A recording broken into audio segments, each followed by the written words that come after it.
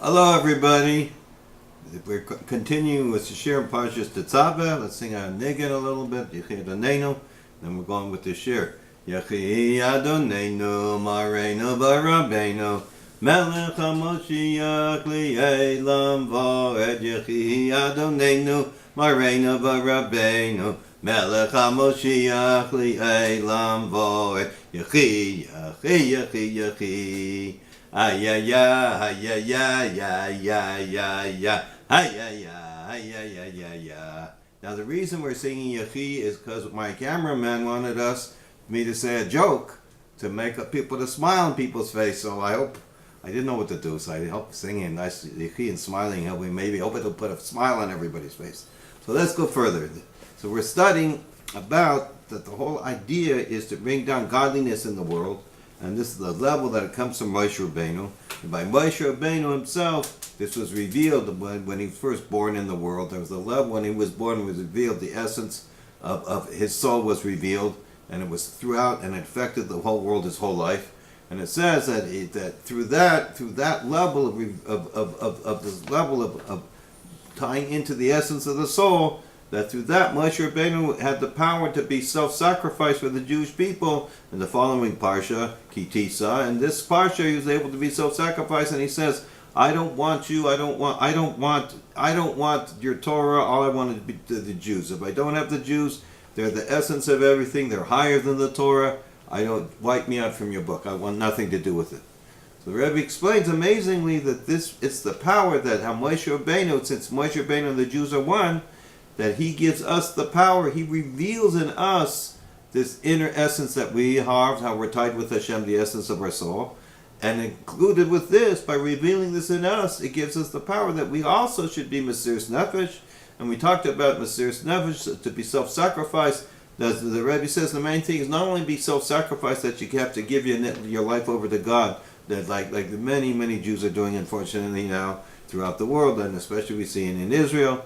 It's a terrible thing. Hashem should have revenge and should stop it, and we should bring Gula, the complete redemption right away. So, but he says it shouldn't be in a way like that, God forbid, but it should be in a way that in everything we do, we should take in this desire of wanting to be one with God and never want to be separated from God in everything we do, and it should show in our daily lives, and this will give her extra power to do even more and to bring the redemption much faster. Okay. So, now we're starting on page 104, number 13. The lesson from the above spoken regarding action. From the seventh day of Adar, which occurs in the week of Parshas Tetzaveh, which both has emphasis on the Jewish people's mazel being strong, namely the strength of the essence of the soul. It says about Ta and You, as it's drawn down and manifest in their service and accomplishments in matters of the physical world, not self-sacrifice and leaving the world heaven for fun, rather souls and bodies for good and healthy long days and years. Amen.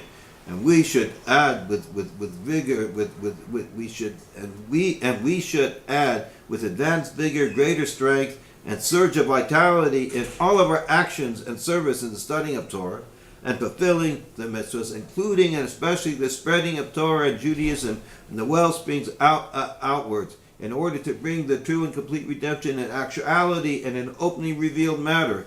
In other words, through learning and davening and doing Torah, and especially what we're doing right now, we're spreading the well springs of the Torah, the well springs of the Rebbe and Mashiach of the Chassidus.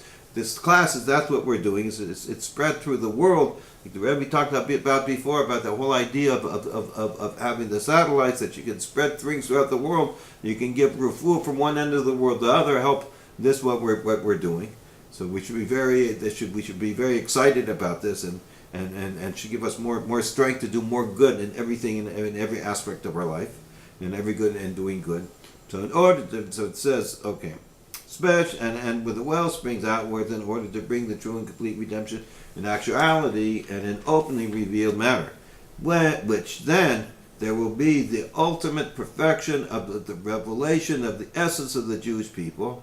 The Jewish people and Hashem are truly one, and through the entire world, namely, there will come a dwelling place for Hashem in the lowest realms. So the Rebbe is telling us simply by just giving ourselves over to God, which I know many people just can love to do, and it's wonderful to do, and it's natural now. And by learning and by spreading Hasidus, this reveals the essence of who we are, and this brings up out the complete redemption very fast. So it's very important to be learning and explaining Hasidus and learning it and spreading it out, because this the Rebbe says particularly. This has a special effect on bringing the final redemption very, very soon, right away. In slightly different words, the service of the month of Adar, whose mazel is strong and healthy, is to bring this amazing state in actuality, in an openly revealed manner, namely, the true and complete redemption. What's it mean to have real strong mazel and be really healthy? This is to bring the true and complete redemption through Mashiach, who is called Adir, the prominent one. The Mashiach is called Adir. As I said earlier, Adir comes also the language from Adir, which means the prominent one.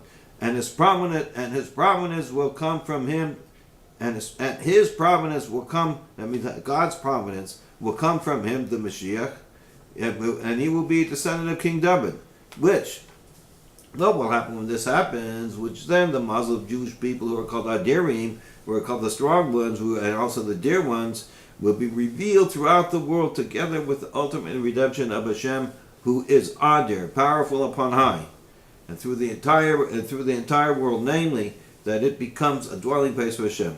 Let's go over this. I'd like to go over this paragraph one more time. So I'm going to start from the beginning.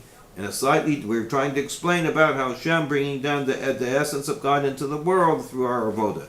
In slightly different words, the service of the month of Adar, whose mazel is strong and healthy, is to bring this amazing, for what's strong and healthy, we said before, that's the mazel of the Jew, that's the revelation of the essence of a soul that becomes in his body, the strength, is to bring this amazing state in actuality, and in an openly revealed manner, namely, what is the amazing true state when the mazel is true and healthy? When does this happen? This will happen with true complete redemption, through Mashiach. The Mashiach, we need the Mashiach to bring. We can't do it ourselves. We need the Mashiach, who was called Adar, to bring this.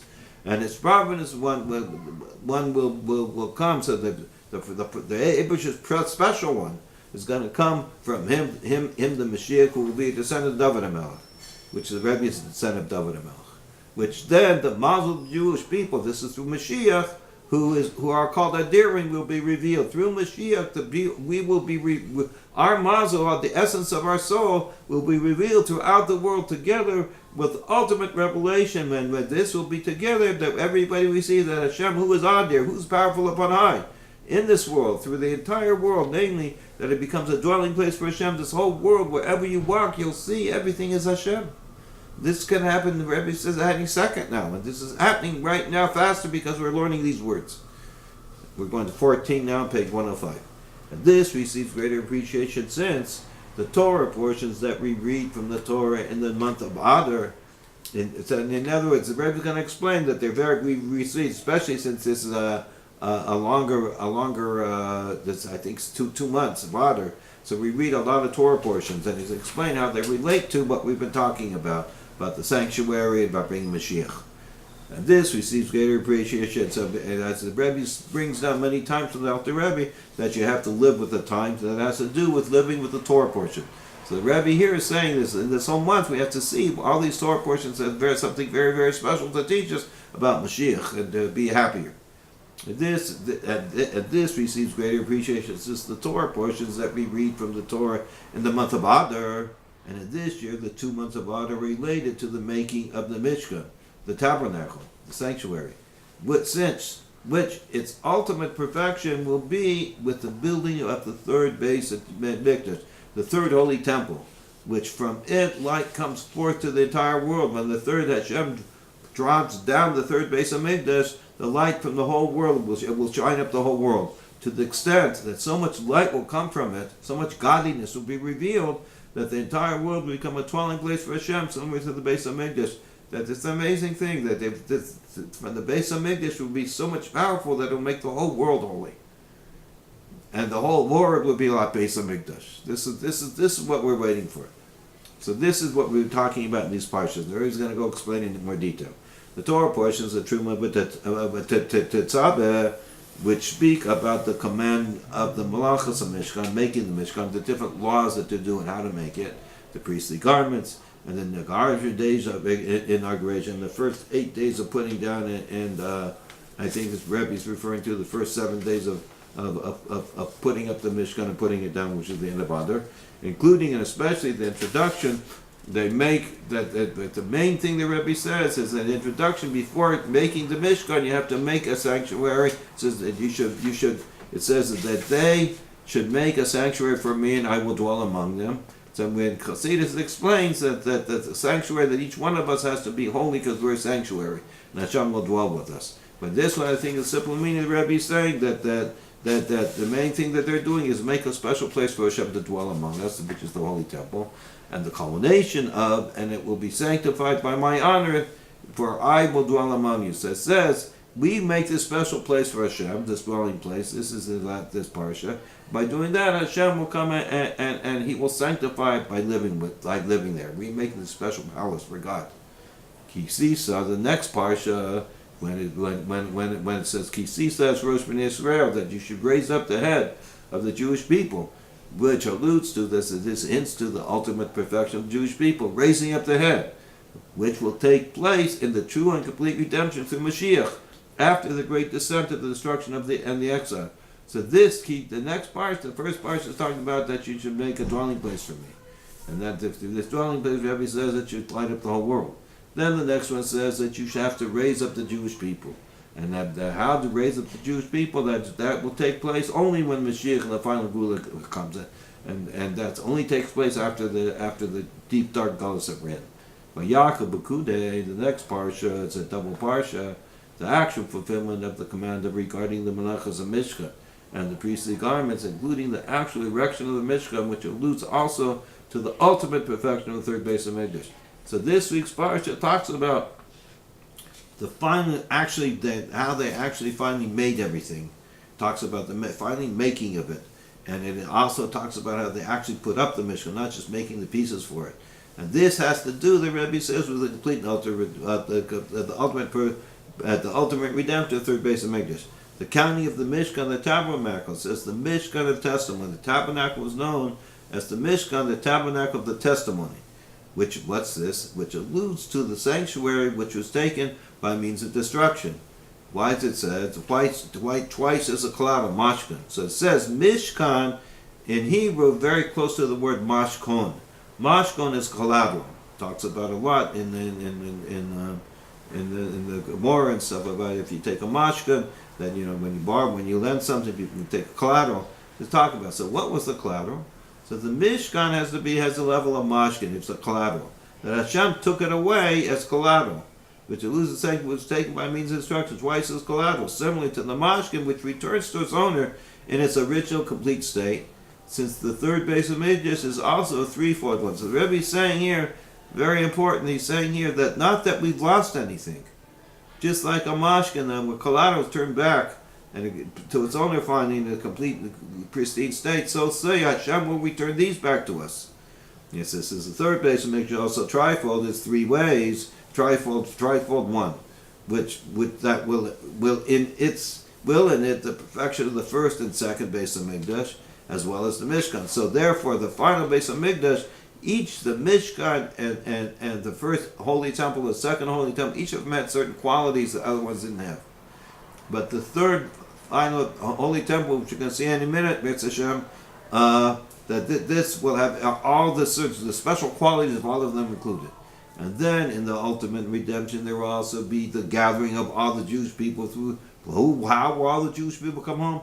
Through the first Redeemer, similar to the last Redeemer. That the first Redeemer is similar to the last Redeemer. Let's look at the footnote 156 over here, down below. The see Shmos Rabbah, L'Kudei Sikhos, volume 8, page 8, says, it refers there. This is also added in Parshas Chayesar 57-52. The statement is explained as follows: Moshiach is not Moshe himself, for Moshiach is from the tribe of Yehuda, whereas Moshe is from the tribe of Levi. However, Moshe is connected to Mashiach, as explained at length. So in other words, Mashiach has to be not Moshe, but he's connected to him. this is another area of study that we're not going to do. Mr. Hashem, we'll get to it. The first Redeemer, okay. Moshe Rabbeinu gathered by Yaakov the entire Jewish nation, so he brought all the Jews together, as well as the tenth, the counting, Pekudi of all the Jewish people. So he's saying, what did Moshe Rabbeinu do? He did two things. One, he brought all the Jews together, that's Parshas by Yaakov. And then, Pekudi is talking about each one has their individual goal, their individual purpose, job to do. So that's the Indian of counting tithes, that they take 1/10. It's more an Indian of individuality. So Moshe Rabbeinu did both.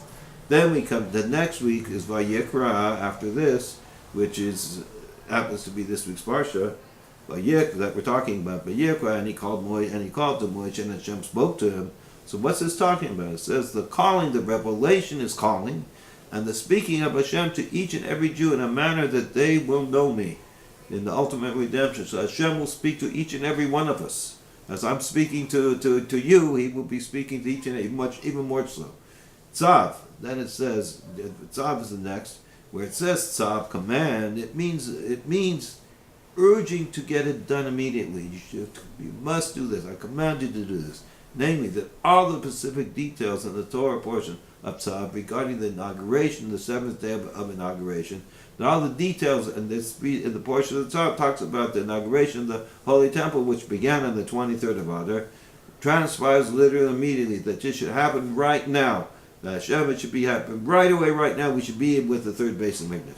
And Shemini, the eighth, it says the eighth Shemini of the days of inauguration, upon which the fulfillment of the prayer of Moshe and Aaron, that the pleasant of Hashem, our God, had rested upon us. And may it be the will of Hashem that the divine presence dwell in the work of our hands. This happened on the eighth day. I said earlier that Moshe Rabbeinu, the last 7 days of the month Adar, he would put up and take down the Mishkan himself, and Hashem didn't reveal himself. It was finally on the eighth day, which was the Rosh Chodesh Nisan, when he revealed himself. So this we're talking about Shemini has to do with the revelation of Mashiach. And we may say that in the leap year, the virtue of the month of Adar over all other months of the year is emphasized also in the Torah portions that we read from the Torah, namely, this special is Adar from what we read. What is this? That also the reading of Parshas Shemini, which speaks about the dwelling of the divine presence on the eighth day of the days of inauguration, Rosh Chodesh Nisan, is in the month of Adar. Namely, that already in the month of Adar there's the emphasis of the ultimate perfection of Aleph Dar, a dwelling of Hashem in the lowest worlds. In other words, that Shemini has to do with already the revelation from Hashem, which has to do with Hashem is revealed in the base of in the holy in the tabernacle situation, and this is really the essence of what Moshe Rabbeinu we're supposed to do. So this is also in the month of Adar, because it's Rosh Chodesh, the first day of the month. Rosh Chodesh has 2 days of the first half of the month has 2 days, and the 1 day is the last day of Adar, and the other day is first day of Nisan. And it may be the will of Hashem, and this is the main thing, that we need not wait 2 months until the month of Nisan, which in Nisan we were redeemed, and in Nisan they are destined to be redeemed since at the beginning of the month of the first of Adar, especially the 7th of Adar, and its perfection on the Holy Shabbos on the 11th of Adar, which 11th is above everything, and the true complete redemption and the building of the third base of Mikdash, together with its dedications, will transpire in literal actuality. As the Rebbe said, we should see this now. And to add that in the leap year, that it has 2 months of Adar, 60 days, that there's even more yearning of 60 days to yearn for the month of Nisan, in which they were redeemed, and in which they are destined to redeem, that it says in Nisan, namely that for 60 days, which through this we hasten even more the revelation of the matters of the month of Nisan already at the beginning of Adar. In others who are wanting and a desiring and a yearning, we will bring this even earlier. Sei gesund, everybody. We're almost finished, but we'll finish next time. Bye.